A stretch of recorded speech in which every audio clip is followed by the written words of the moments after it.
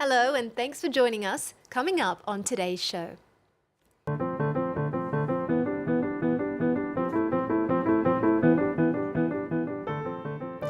Lovers of literature flock in their tens of thousands to the Livre Paris, turning the page on its 37th edition. The annual Paris Book Fair brings readers, publishers and authors together for the biggest bash for books in France. And joining us on set from the fair's lineup is award-winning crime noir novelist Philip Kerr. He's authored 39 books, among them the Bernie Gunther whodunit series. Kerr's book Prayer has just been released here in France as Penitence.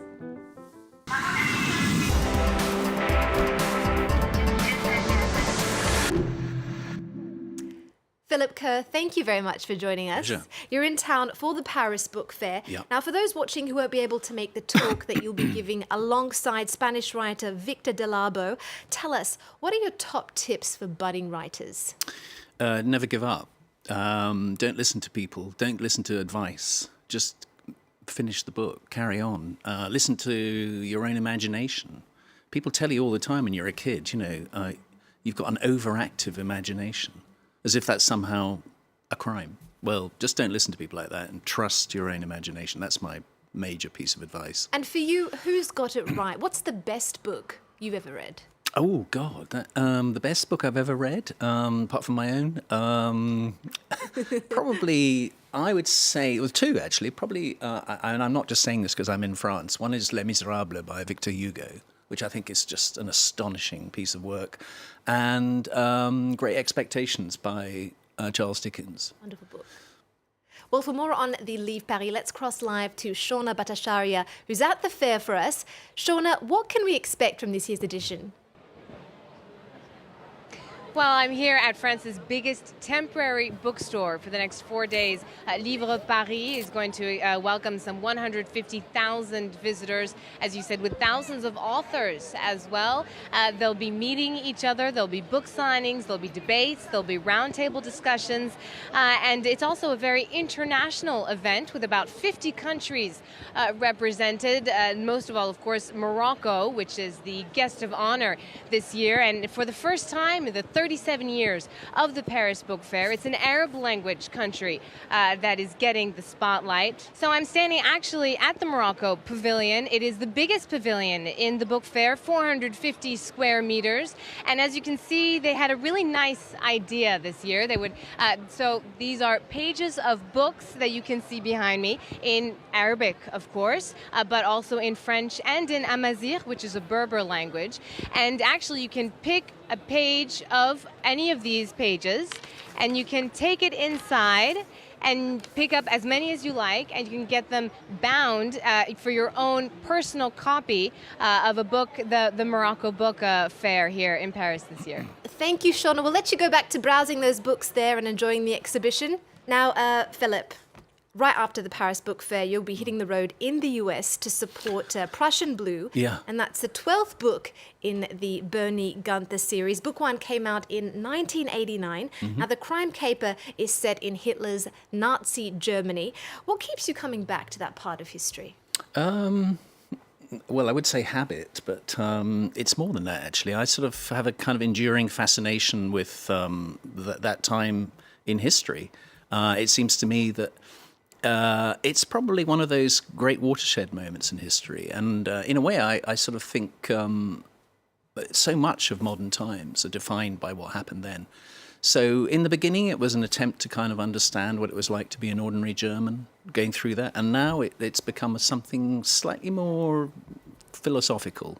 Well, you're not the only one who is stuck on Bernie Gunther. You've got a huge fan base now that you've built off the back of those books, and HBO have actually picked up the TV rights to the series. Actor Woody Harrelson has expressed interest in playing the tough-talking private eye Bernie Gunther.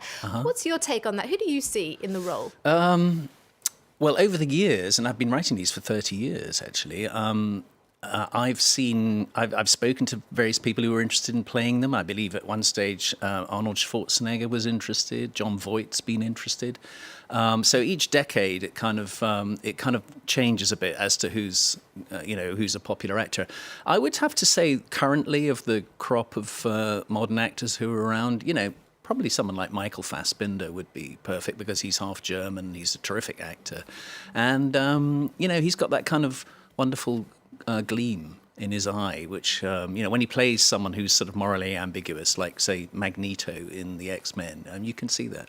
So we've put the call out to Michael Fassbender. Michael Fassbender, get in touch with Philip Kerr's people to get that role there. Now, as a historical crime fiction writer, research undeniably plays a massive role in shaping your stories. You're willing to go to great lengths to get the real deal. This picture you can see right now, you posted on your Instagram a few months ago. It shows you in medical scrubs, yes, researching for a story. Tell us the backstory there. Yeah, it's kind of strange to see myself looking like that. True. Also a bit thinner, actually. It suits you, actually. If you weren't a writer, perhaps a career as a surgeon? As surgeon, yeah. Well, actually, I was asked by the BBC to write an essay about a human organ of my choosing, a human organ of the body. And I sort of, I suggested the brain, and I said I'd love to see a brain operation. And the gentleman on the right there, who's a professor of surgery in London, agreed for me to stand at his shoulder for an entire brain operation. So it was 8 hours of one of the most fascinating things I've ever seen, actually. And I guess after having seen it, I'll probably never ride a motorcycle again or ride a horse. You realise just how delicate looking the sort of little cobweb of blood vessels that surrounds the brain actually is. Wow, that's fascinating. So you're right. I mean, I do like to sort of put myself right in there and see whatever you can see. I mean, I think that's what all writers should do. And you also like to write about the things that interest you, that spark your curiosity, obviously. You're a huge football fan. Arsenal, if I'm not mistaken. That's correct, yes. Now, you've written a series set in the football world. Mm-hmm. Surprisingly, football and the thriller genre seem to go very well together. Well, I think so, yeah. You only have to look at the title of the first book in that series, which is Hand of God, to appreciate that. Can you tell us how one of the most famous anecdotes in football really set the wheels in motion for this series? Well, of course, if you're English, Hand of God is like a phrase which is sort of inscribed on your heart, because it's what Maradona famously said after he cheated his way to helping Argentina win the World Cup. Cheated? It depends on which side of history you're on. Well, I'd say it is cheating when the ball goes into the net off your hand, and it is called football for that specific reason. So there was nobody in England who would look at the words "Hand of God" and in the context of a football thriller and know exactly what was on offer. I am an Arsenal fan for my sins. We're not having the best of seasons at the moment, but it seems to me that the essence of being a football supporter is to support a team through thick and thin. And if one side won all the time, it just wouldn't be interesting. Now, you've written some standalone titles too, like Prayer. It's out right now in France as Penitence. It's a thriller that pits religion against atheism. You've said that you stopped being on speaking terms with Jesus at the age of 14. So how does your Baptist upbringing, you grew up in Edinburgh, Scotland, tie into the tensions between believer and non-believer in this book? Well, I grew up sort of being told God is great. And I sort of swiftly came to the conclusion, having read the Bible from cover to cover as a small boy, that not only was God not great, he wasn't particularly good either. The Bible is full of, if you like, evidence of God's inhumanity to man. I mean, if that doesn't sound like a contradiction in terms. I mean, God does some pretty nasty things in the Bible, and he is an angry God by his own definition. So I wanted to write about this. I wanted to explore my own complicated relationship with religion in this book.